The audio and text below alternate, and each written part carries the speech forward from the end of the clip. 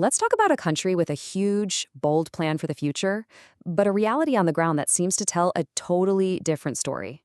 This is Brazil's innovation paradox. And trust me, it's a fascinating lesson in what happens when big global promises run into cold, hard national reality.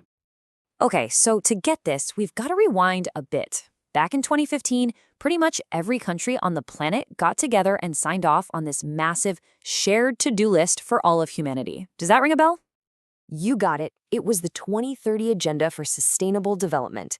And look, this was not just some dusty document. This was a huge deal, a pact signed by 193 nations. It laid out 17 massive goals, the SDGs, which cover basically everything, from wiping out poverty to saving the oceans. It's humanity's blueprint for a better world.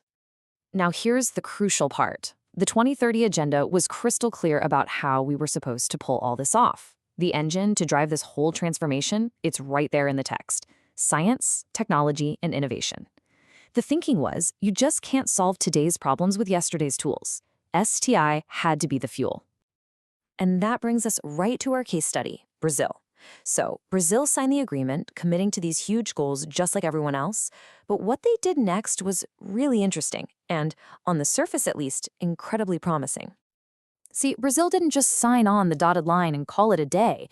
No, they went a step further. They took their own national strategy for science and tech, and they literally hardwired the SDGs directly into it. It was a massive signal that they were all in. And you can see just how serious they were. I mean, they weren't messing around.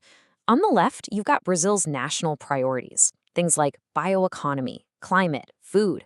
And on the right, the UN's Sustainable Development Goals.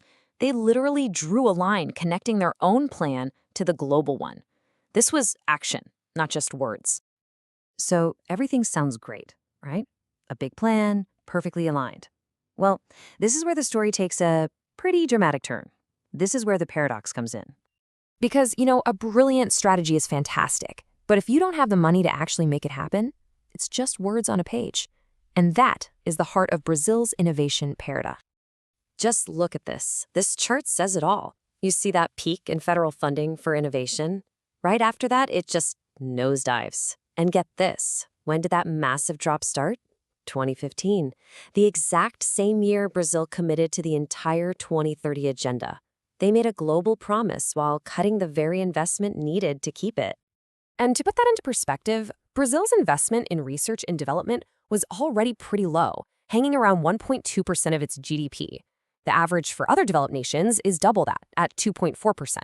So this wasn't just a cut, it was a deep cut in a country that was already trying to play catch-up.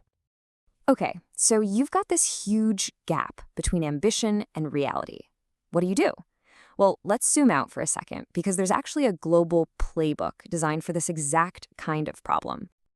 The UN came up with this concept called an STI roadmap for the SDGs, and really, it's just a fancy term for a strategic plan. It's a playbook for countries to connect their innovation policies and their actions directly to those sustainable development targets. It's all about creating a clear path from A to B. And they break it down into these 6 pretty logical steps. You figure out where you are, you decide where you want to go, and then you build a really detailed but also adaptable plan to get there. It's a practical guide to turn a huge promise into concrete, manageable actions. So that's the theory. How does this actually apply back in Brazil? How is the country trying to close that massive gap between its ambitious goals and its tough funding reality? Well, the very first step is just getting everyone to talk to each other.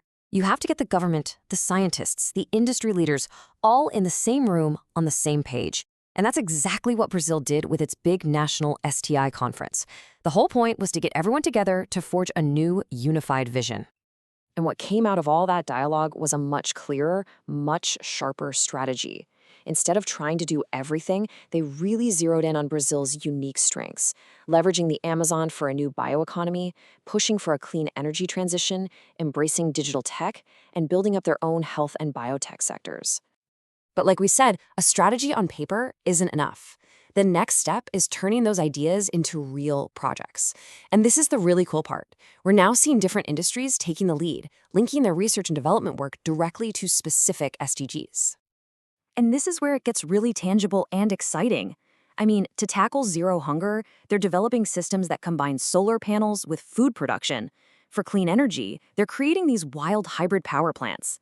For industry and innovation, they're building an entirely new biofuel supply chain from agave plants. This is how those big abstract goals become real. So, Brazil's story really drives home a powerful point. Aligning with global goals is a fantastic first step, but without the resources, without the real commitment to back it up, it's just a promise. And that leaves us with a critical question, not just for Brazil, but for every nation. Ambition is easy, it's universal, but action? Well, that's a choice. So how will we choose to fund the future we all say we want?